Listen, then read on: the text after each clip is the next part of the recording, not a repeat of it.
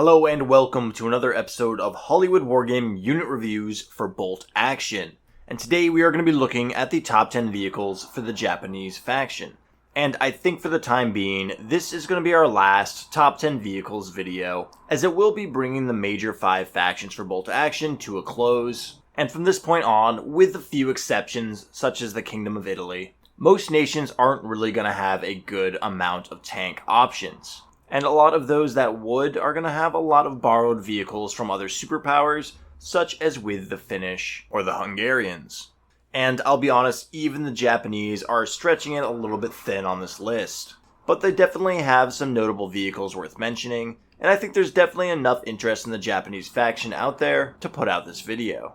And as always, this is going to take into consideration tankettes, armored cars, and even some soft-skinned vehicles, as they do compete for those armored car and tank slots in a reinforced platoon. But with no further ado, let's get into the list, and coming in at number 10, we have the Type 98 anti-aircraft truck. And this is going to be pretty similar to something like the Opel Blitz Flak, where it's going to be just a light autocannon mounted onto a soft-skinned vehicle with a 360-degree arc of fire and the Flak keyword, all coming in at just 50 points on regular veterancy. Unfortunately, unlike the Opel Blitz Flak, you're not going to get any interesting upgrades here, such as that cabin upgrade upping it to an armor value of 7, or something like the Flak Veering upgrade. And that's a bit of a shame, considering that the Japanese do get that nice Type 2 anti-aircraft gun that's going to double down on the shots. And much like the Opel Flak, you are going to be taking up that tank category in a reinforced platoon with this vehicle, which is quite a drawback, especially when you consider the lack of hard anti-tank counters that the Japanese army does have. However, it is a very cheap and mobile platform that is good for an anti-aircraft gun, one that sports 2 shots at that 1-inch high explosive profile. And as I mentioned with the Opel Blitz in previous videos, this will be a great unit that can sit in the backfield and support your army by plinking away at distant enemy infantry. And at 50 points, it probably won't struggle to make its points worth back in a game, especially when you consider that you have 2 shots coming out of that cannon, which is always nice in a game that is based around hit modifiers. And if you are playing those lower 500-point games, I think this is a great vehicle to consider taking in your list. But as I mentioned earlier, it is a little lackluster in the Japanese faction, as they don't have a whole lot of muscle outside of that tank slot in their reinforced platoons. So while I don't think this is the worst option to have, it's not going to be a very desirable one in a lot of Japanese list builds. But say you are running an armored platoon and you need that cheap vehicle to fill out that 3rd slot in it, this is a solid option to take there. And after that, we're going to move along to our number 9 slot in this top 10 list. And here we really do kind of have a 3-way tie with 3 vehicles with very similar profiles, ranking 7 to 9 on this list. But at number 9, I went ahead and put down the Type 4 Canoe light tank. And at 115 points, you are going to be getting that tankette profile of an armor value of 7, with 1 turret-mounted light howitzer, again that is a high explosive 2-inch shell, followed up by a hull-mounted medium machine gun, and a turret-mounted rear-facing medium machine gun, a sort of weapon that is going to be kind of unique to the Japanese faction. And I can't exactly explain why this existed, but I have a feeling it's something to do with the idea that your tank needs defenses, and rather than putting pistol ports in, they decided to put a rear-facing machine gun. If you know more about why the Japanese decided to do this on their tanks, or any other nations that did this, please leave a comment below. I always read these sort of historical infos, and this really is a kind of bizarre use of a machine gun that I don't have much of an explanation for. But it is one that is going to show up on multiple Japanese tanks, including the 3 listed from rank 7 to 9. And though situational, these could actually prove to be a bit better than coaxial machine guns in the bolt action rule set, seeing as they should be able to fire even if the main cannon itself decides to shoot. That, of course, is in stark contrast to a coaxial that must choose whether to be fired in lieu of the main cannon. So every now and then, you will find yourself in a situation where turning that turret to shoot at an enemy in one direction might open up another avenue of attack in another area of the battlefield. So it's not a flat-out perk, but I do think it is something that is quite useful. And if you're playing those thematic, dense jungle terrain boards that you should be playing with the Japanese versus the United States Marine Corps, I think it could be coming in handy more times than one would expect. But when you combine that machine gun with the hull-mounted medium machine gun and that light turret howitzer, you have a relatively hefty amount of firepower for a very affordable tank coming at 115 points. A 2-inch high explosive template, if it hits, combined with 5 medium machine gun shots, is going to put out a lot of damage onto an infantry unit. And at 115 points, 2 or 3 hits with that main cannon is going to do a good job at earning you your points back. And again, in lower point games, I could see this being a pretty decent vehicle to take, especially considering that you can take a lot of green or inexperienced troops with the Japanese to pad out their points. However, much like that A9 that I reviewed in my top 10 British vehicles, this is a little risky as you are going to be on a 7+ armored carrier chassis, and it won't take too much luck for an anti-tank gun to score a hit and knock this thing out. And that's really where the next 2 tanks on this list come into play. And at number 8, for just 10 more points than the Kinu, you're going to get the Type 89 YIGO medium tank. And this is going to have a light tank profile, despite being named a medium tank. Let's just be honest, the Japanese are a little bit behind on that, with an armor value of 8. And it's really going to sport the exact same weapons as the previous tank, that turret-mounted light howitzer with a 2-inch high explosive profile, 1 hull medium machine gun, and 1 turret rear-facing medium machine gun. However, you are going to be getting the slow special rule, meaning you only go 6 inches on an advance and 12 inches on a run order. So for just 10 more points, you are going to be getting +1 to your armor value, which is a very welcome addition, but one that would usually cost an extra 20 points, but because of that slow special rule, you are going to dock 10 points back and just pay 125 points for the YIGO medium tank. It's definitely something that I would consider a bargain tank, but not necessarily one that I would say is a flat upgrade from the Kinu. Really, it comes down to whether you want that speed or the protection on this tank. And the reason this goes just a notch higher than the Kinu is because I really do think going from 7 to 8 armor value is going to grant you a lot of protection from a huge variety of weapons in the bolt action game. However, if you want the best of both worlds, there is an option for you, and at number 7 we are going to have the Type 97 Chiha medium tank, one of the more iconic Japanese vehicles that showed up in World War II. And here you are going to be getting that light tank armor value of 8 with that turret light howitzer with a 2-inch high explosive profile, that hull mounted medium machine gun, and that rear facing turret medium machine gun. And that's with no slow special rule, coming in at 135 points for a regular vehicle. And I think that still falls in a very affordable range where this tank can sit, playing that infantry support role without being too much of an overinvestment. I think it's a solid option to take in most lists, and if you are a Japanese player, you're likely going to have a Chiha in your collection anyways.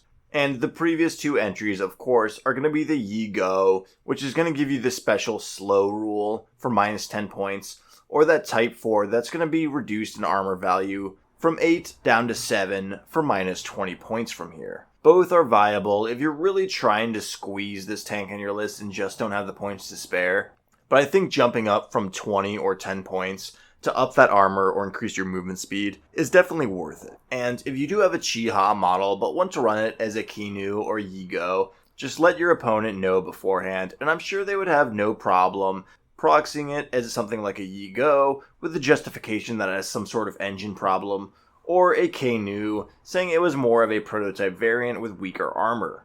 But with that headcanon aside, that 3-way tie for the 7 to 9 place in this list is over, and we are moving on to our number 6 vehicle, which is going to be the Type 92 Tankette. And I will be honest, this vehicle probably wouldn't rank so highly if it wasn't able to slot into that armored car slot on the reinforced platoon, something that is unique to the Japanese faction.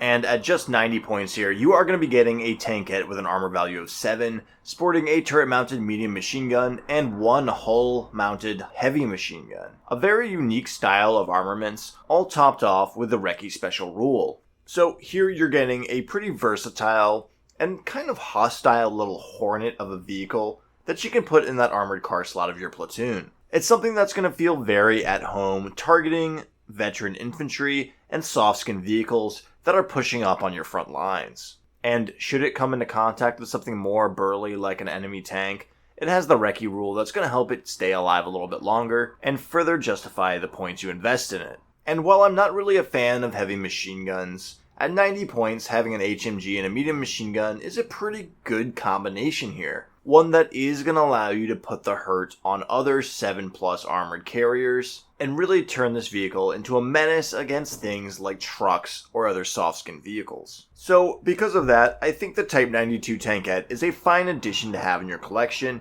and is going to fit comfortably into a lot of lists. And as far as heavy machine guns go in bolt action, I don't think I've seen a better platform in the game than this vehicle right here. And after that, coming in at number 5, we are going to have the SS Key Armored Work Vehicle, also known as an engineering vehicle. And this is going to be that very, very bizarre utility vehicle used by the Japanese engineers that could more or less throw itself into ditches and act as a sort of bridge. At least that's my understanding of its use. I don't have a great understanding of a lot of these Japanese vehicles, and there isn't a whole lot of accessible information out there, as they weren't really a main focal point of the Pacific Theater. Again, that's one that focused more so on air and naval strength. So if you have more information on these Japanese vehicles, please do leave comments below. The SS Key is a very unique and kind of fantastic looking vehicle, and if you're like me and like collecting bolt action armies based on their uniqueness, this is definitely one worth considering. At 110 points, you're going to be getting a Tankette chassis armor value of 7 with a small flamethrower, which covers the front, left, and right arcs, which also has the flammable drawback keyword, along with 2 unique engineering-based keywords, which is the bridging and mine rake abilities. But let's rewind a little bit and take a look at that flamethrower. It is a small flamethrower, which means when you're rolling the amount of hits it gets, it's not going to get that d6 plus 1. It's just going to be a flat d6 amount of hits. It is, however, still using that vehicle flamethrower profile, so you are going to have that little bit extra reach with the flamer there. So really, that's not a huge drawback, seeing as the main draw for flamethrowers is the fact that you're going to force your enemies to take a morale test after taking D3 pins, and that's likely to make the unit flee more so than outright damage.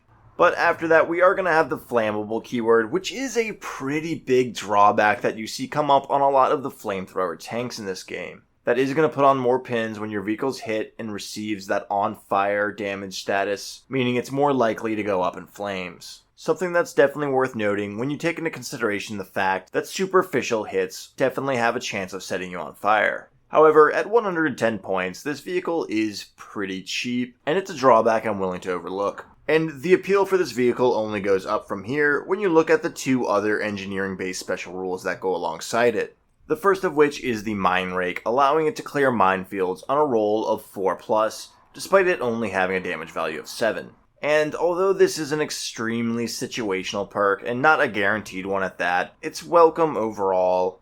And again, the Japanese are a faction that you usually are going to see come up in more scenario matches, where this might come in handy more so than general games of bolt action. And after that, we have the bridging special rule, which is a bit on the wordy side, and definitely not the best example of Warlord's rule writing abilities. And this is going to allow friendly vehicles to drive over this tank and difficult terrain that might be 3 inches in front or behind it, representing this vehicle's ability to more or less turn itself into a bridge. And while I don't think this is the best use of a 100-point model, it definitely makes this tank very, very useful in something like an armored platoon, as that overall limited mobility you have with tracked vehicles really is going to diminish their capabilities on the battlefield if they're continuously forced to reposition and maneuver around large obstacles. Doing this, however, will require a down order to activate it and then another down order to lift it in the preceding turn. So again, it's incredibly situational, but a very unique perk worth mentioning, and when you combine those 2 situational, terrain-oriented bonuses that this vehicle has,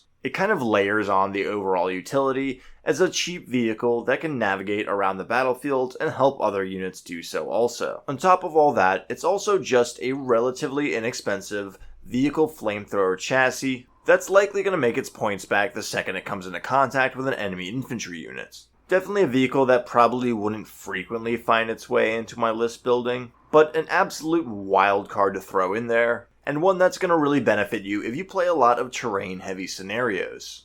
It's also just an insanely unique vehicle that's really going to stand out in your collection. But with the SS Key wrapped up, we are going to move along to our number 4 vehicle, and that is going to be the Type 87 Armored Car. And like the title says, this is an armored car, coming in at 70 points, with an armor value of 7, and 2 turret-mounted medium machine guns.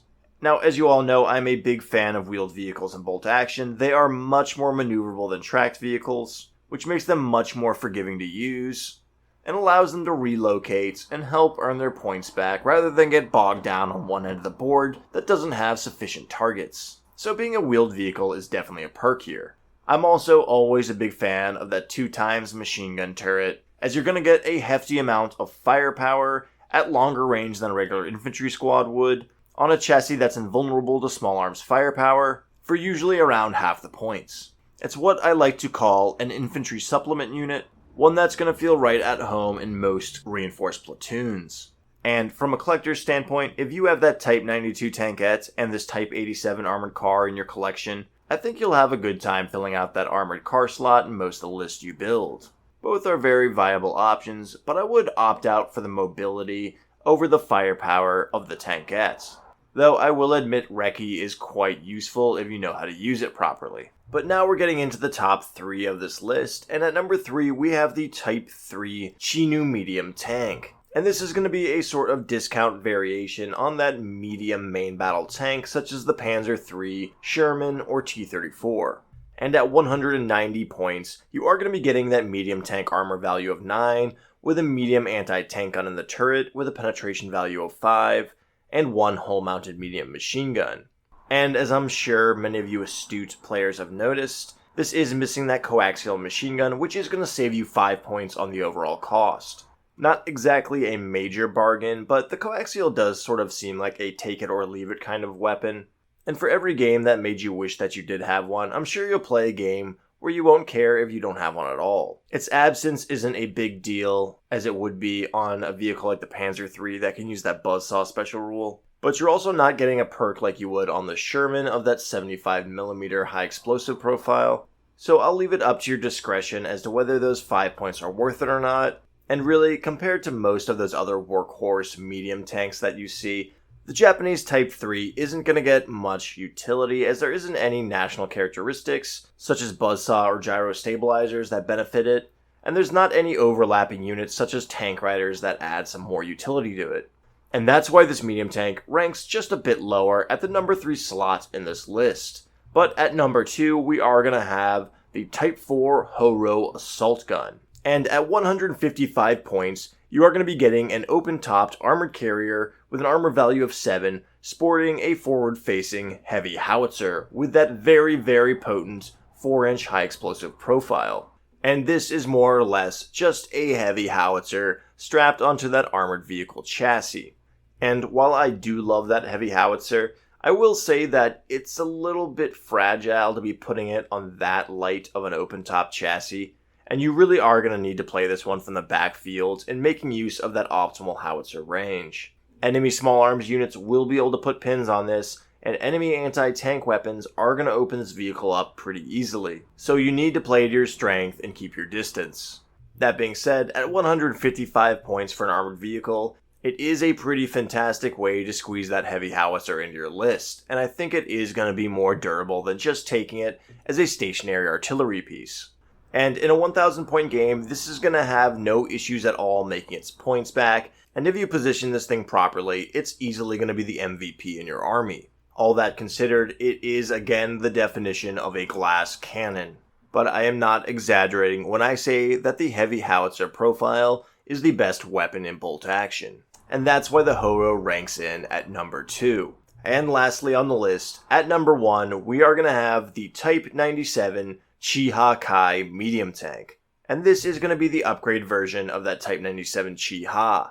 And at 155 points for a regular crew, you're going to be getting a light tank with an armor value of 8, sporting a medium anti-tank gun in the turrets for that +5 penetration value, with 1 hull-mounted medium machine gun and 1 rear-facing turret medium machine gun. And what you're getting here is a very affordable and versatile tank that's going to fail right at home in a 1,000 point game, and is never going to feel like too much of an overinvestment. That medium anti-tank gun is quite punchy. That light armor is going to keep you safe from a lot of weapons like light autocannons and anti-tank rifles. And unless your enemy gets some hot dice, it can also be surprisingly resilient against anti-tank fire. Definitely not the most durable, but you get what you pay for, and here I think it's a fantastic bundle of that armament exceeding armor without asking too much in terms of points. And having this relatively inexpensive tank is going to allow you to invest more in your infantry without yielding too much in terms of armored support. And overall, I think that's what the Japanese faction is all about. So while this may not be the most impressive tank in bolt action, I think it is one that's going to benefit the Japanese playstyle very well. But I want to know what you guys think about the Japanese faction's vehicles in bolt action. Do you agree with this list? Are there tanks here that you prefer over others? Is there something that you think I left out? Again, this is units out of the core rulebook. I'm not taking theater units into consideration here, so please do take that into consideration when you're leaving your comments. I do think the Japanese have some decent lighter armored vehicles here, and it really is going to force you to focus on playing infantry, something that I think a lot of newer bolt action players do have trouble with. I myself once falling into that camp. But of course guys, if you like content like this and you want to see more of it, go ahead and leave a like, consider subscribing to the channel and turning on notifications, and until next time, take care.